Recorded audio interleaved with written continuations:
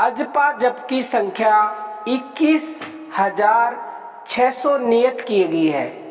विचार करने से यह सब कुछ सहज है।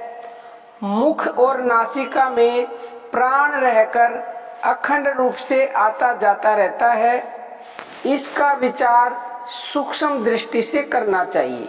एकांत में मौन साध कर बैठना चाहिए। सावधान या स्वस्थ होकर देखने से यह जान पड़ता है कि ऊपर को श्वास खींचते समय सो और बाहर छोड़ते समय हंग शब्द इस प्रकार निरंतर सोहंग सोहंग शब्द होता रहता है। प्यारे भक्तों, सभी साधकों के लिए एक बहुत ही महत्वपूर्ण बात जो हम बताने जा रहे हैं, ताकि आप कंफ्यूज बिल्कुल ना हो।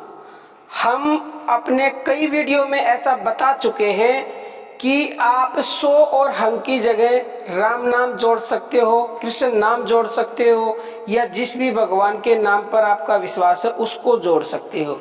वो हमने इसीलिए बताया है कि आपका विश्वास राम नाम पर है, कृष्ण नाम पर है। आप मना करते हो कि हम तो राम नाम का जप करते हैं, हम सोम का नहीं करेंगे। इसलिए हमने बोला कि आप राम लगा लो, कृष्ण लगा लो, या और कोई नाम लगा लो। तो कई मनुष्य ऐसे बोलते हैं कि हम राम नाम का जप करते हैं और अगर हम सोहंग करेंगे तो राम नाराज हो जाएंगे, या कृष्ण का करने वाले कहते हैं कि कृष्ण नाराज हो जाएंगे। सबसे पहले हम यही बता देते हैं, देखो, ना तो सोहंग का करने से राम नाराज होगा और ना ही कृष्ण नाराज होगा। क्यों? क्योंकि प्यारे भक्तों, सोहंग शब्द को मंत्र बोला गया। सोहंग शब्द परमात्मा भेद भरम नहीं लेश। तो सोहंग का जो मनुष्य जाप करेगा उससे कोई भी भगवान नाराज नहीं होता है। और ये समझ लो, जिसने सोहंग सांसों के साथ जोड़कर जप कर लिया तो उससे सभी भगवान अपने आप ही प्रसन्न हो जाएंगे, निसंदेह। इसमें 1% भी शक नहीं है।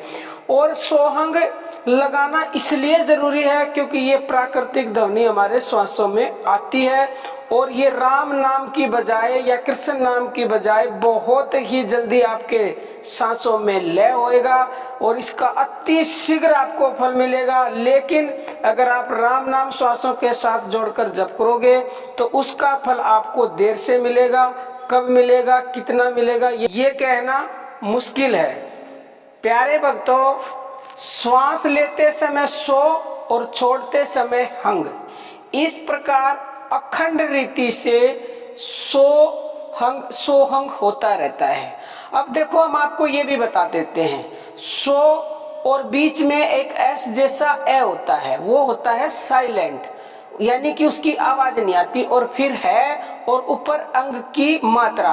तो ये बोलने में सोहंग, या कई लोग इसको सो अहम बोलते हैं, बात एक ही है। अब देखो, सो ऊपर जो श्वास गई सो, और जितनी देर हमारी जो श्वास रुकती है वो जो साइलेंट है, वो साइलेंट वही अक्षर है, और फिर छोड़ते समय हंग। इसका विचार बहुत ही विस्तृत है। सभी देहधारी स्वदेज और उदिभज आदि योनियों में जितने भी प्राणी हैं, श्वास के बिना कैसे जिंदा रह सकते हैं। इस प्रकार की यह अजपा जाप गायत्री सबके पास है, पर अधिकारी को गुरु से मिलती है। अज्ञानी मनुष्य इसे नहीं जान सकते। कुंडलिनी महाशक्ति से उत्पन्न हुई प्राणों को धारण करने वाली जो अजपा गायत्री है, वह महाविद्या रूपिणी प्राण विद्या या गुप्त विद्या है। उसके भेदों को जान लेने से योगी सर्वज्ञ होता है। सोहंग मंत्र का जाप करते हुए निरंतर अजपा गायत्री की ही उपासना करें। जो भी हम आपको बता रहे हैं ये शास्त्रोक्त है, शास्त्रों में ऐसा लिखा हुआ है। और अभी जो हम आपको और बताने जा रहे हैं आगे, ये हंस उपनिषद में लिखा हुआ है। उसमें लिखा हुआ है कि इसके ऋषि हंस देवता परमहंस हम बीज से शक्ति और सोहम कीलक बताया गया है। यह बड़ा ही निगूढ़ रहस्यमय ज्ञान है। इससे पहले यह उपनिषद शिव जी ने पार्वती जी को सुनाया था। शांत दांत और गुरु भक्त मनुष्य ही इसे सुनने का अधिकारी माना जाता है।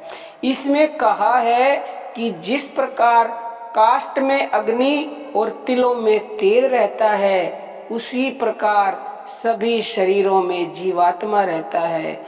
उस आत्मा की प्राप्ति के लिए षट चक्र भेदन की साधना करनी पड़ती है।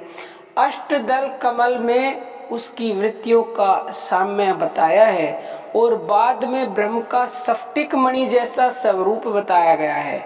वही ब्रह्म हंस है और वही हंस हम सबके हृदय में निवास करता है। प्यारे भक्तों, इस पर ध्यान करने से नाद उत्पन्न होता है, इसकी अनेक रूपों में अनुभूति होती है। ऐसा कहा गया है कि यही आत्म साक्षात्कार की परम अवस्था है, यही समाधि है।